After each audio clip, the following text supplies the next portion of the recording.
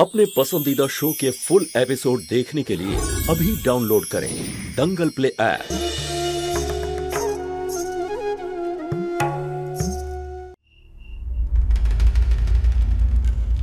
এটা সেই টাকা যেটা প্রতি মাসে আমি পোস্ট অফিসে জমা করি। এটা ছাড়া আমার কাছে কিন্তু আর টাকা নেই। থ্যাংক ইউ দিদি। ভয় পাস না সুধা, সব ঠিক হয়ে যাবে। আমি জানি তুই বাবা মাকে চিন্তায় ফেলতে চাস না, কিন্তু যদি তুই বলিস তাহলে আমি তোর সাথে ডক্টরের কাছে যাব। না দিদি, কোনো প্রয়োজন পড়লে আমি তোমায় ডেকে নেব। ঠিক আছে, কিন্তু তুই আমাকে বললি না তো এই ডক্টর হঠাৎ করে টেস্ট করতে কেন বলছে? দিদি, তুমি তো জানো যে ওই প্রেগন্যান্সির শুরুর দিকে রোজ আমায় সিঁড়ি থেকে ধাক্কা দিয়েছিল, তাই ডক্টর একবার স্ক্যান করে দেখে নিতে চান যে ওর প্রভাব বাচ্চাটার উপর পড়েনি তো। খুব খুশি হলাম শুনে যে তুই তোর বাচ্চার এতটা খেয়াল রাখছিস, কিন্তু নিজেরও খেয়াল রাখিস। হ্যাঁ, যেমন ডক্টর বলবে তেমনই করবি। আর যাই হোক না কেন আমার থেকে লুকোস না। আচ্ছা চল, আমি তোকে যাওয়ার সময় ছেড়ে দিই। না দিদি, আমি অন্যদিকে যাব। আমি এই দিক দিয়ে চলে যাব। ঠিক আছে।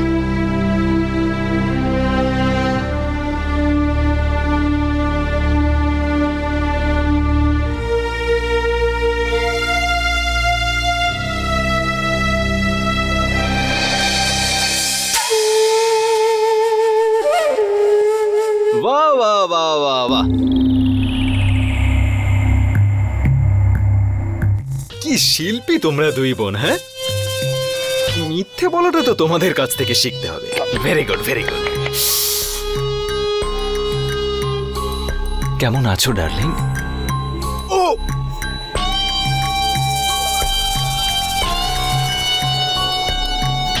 কি ব্যাপার, কি এখনো সেই তেজ তোমার মধ্যে? হ্যাঁ, নাইস। আমারও আগুনের সাথে খেলতে বেশ লাগে, আর আজকের রাতে এরকম আগুনের দরকার আমার। চলো। এটা ভাবলে কি করে যে আমি তোমার সাথে যাব? ডার্লিং, শুধু ভাবিনি, আমি জানি তুমি আমার সাথে আসবে। এখনো তুমি আমার বিবাহিতা স্ত্রী, আর সেই সম্পর্ক অনুযায়ী আজও আমার তোমার ওপর অধিকার আছে। আমার তোমার সাথে কোনো সম্পর্ক নেই। ঠিক আছে, নেই, কিন্তু তোমার আরো কিছুর সম্পর্ক আছে, যার জন্য তোমাকে আমার সাথে আসতেই হবে। তোমার দিদি জ্যোতি। আরে, তোমাকে আদর যত্ন করে বড় করেছে, আগলে রেখেছে, আর তুমি আজ না বলে ওকে সারা জীবনের মতো শেষ করে দেওয়ার কারণ হবে না, তাই না? না ব্রজ, কখনো না। শয়তানি ড্রামা করিস? হ্যাঁ বল, সারা পৃথিবীর লোকের শয্যা সঙ্গিনী হোস আর নিজের স্বামীর সাথে যাওয়ার জন্য নাটক করছিস? ব্রজ ছাড়ো, একটু তো মানবিকতা আনো। আমি তোমার সন্তানের মা হতে চলেছি, আর তুমি এরকম করছো।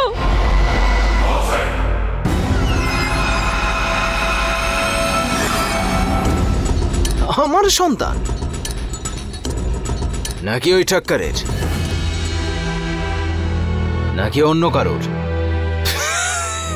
কত নাম হয়ে গেছে। জানি না কার বাপটাকে পেটে বড় করছিস আর আমার ঘাড়ে চাপাতে চাইছিস।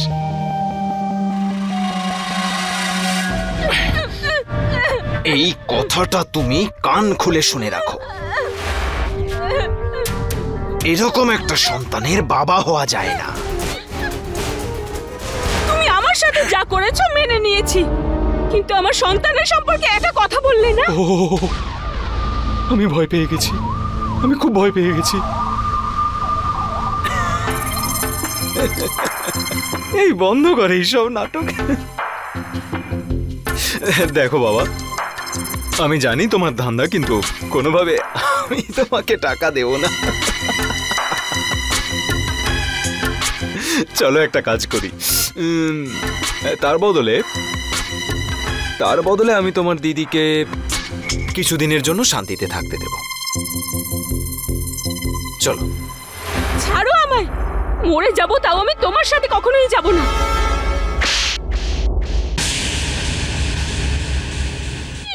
খুব শখ না মরার? ভালোবেসে তোকে বোঝাচ্ছি, তুই কিছুতেই বুঝতে পারছিস না। চুপচাপ চল আমার সাথে, নইলে মেরে এখানেই ফেলে দেব।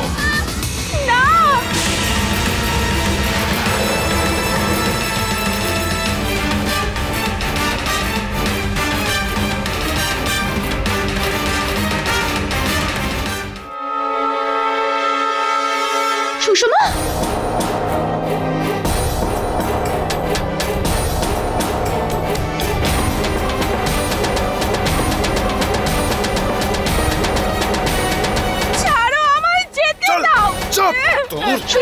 তো আমি শয়তানি, আজ তুই বেঁচে গেলে পরের বার কিন্তু ছাড়বো না, আর এর প্রতিশোধ আমি নেবই নেব। সুষমা, সুষমা, সুষমা, সুষমা, কে ছিল? কে ছিল বল না।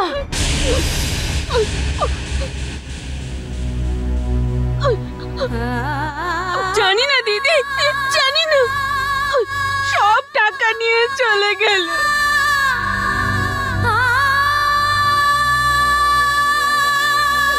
কোনো ব্যাপার না, তোর কোথাও লাগেনি তো? হ্যাঁ বল। না দিদি, আমি ঠিক আছি। আচ্ছা চল চল চল, পুলিশ স্টেশনে গিয়ে রিপোর্ট লিখে আসি। তুই চিনতে পারবি তো লোকটাকে? না না দিদি, আমি ওর মুখটা ভালো করে দেখিনি,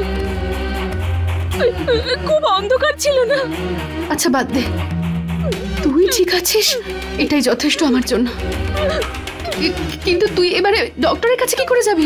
টাকাগুলো তো সব চলে গেল। দিদি দিদি, আমি কিছু একটা করে নেব। তুই আবার কি করবি? এতগুলো টাকা পাবি কোত্থেকে তুই? তুমি বা কত করবে? তোমার সেভিংসে আর তো টাকা নেই। আরে কিছু একটা তো করতে পারবো আমি, পঙ্কজ থেকে ধার নিয়ে নেব। না দিদি, আমি কোনো সরকারি হাসপাতালে চলে যাব। না না সুষমা, ওখানে ঠিক করে চেকআপ করা হয় না। দিদি, কত গরিব লোক তো ওখানেই যায় বলো। আমি ওখানে চলে যাব। দিদি প্লিজ, তুমি আর চিন্তা করো না, সব ঠিক হয়ে যাবে। চল, এই সব কথা নয়, পরে হবে। তুই চল, আমি তোকে বাড়ি ছেড়ে দিই। না দিদি, তুমি যাও। এমনিতেও তোমার শ্বশুর বাড়িতে আমার জন্য অনেক কিছু শুনতে হচ্ছে। আমি ঠিক আছি, তুমি প্লিজ বাড়ি ফিরে যাও, অনেক দেরি হয়ে গেছে। তুমি শুধু আমায় একটা অটো ডেকে দাও।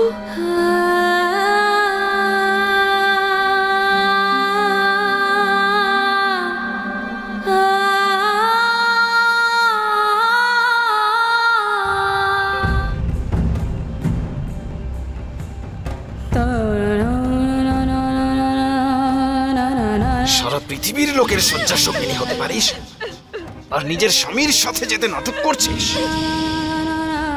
আমি তোমার সন্তানের মা হতে চলেছি, আর আমার সাথে তুমি এরকম ব্যবহার করছো। আমার সন্তান নাকি ওই ঠক্করের, নাকি অন্য কারো? কত নাম এসেছে। এইভাবে যার তার সন্তানের বাবা হওয়া যায় না।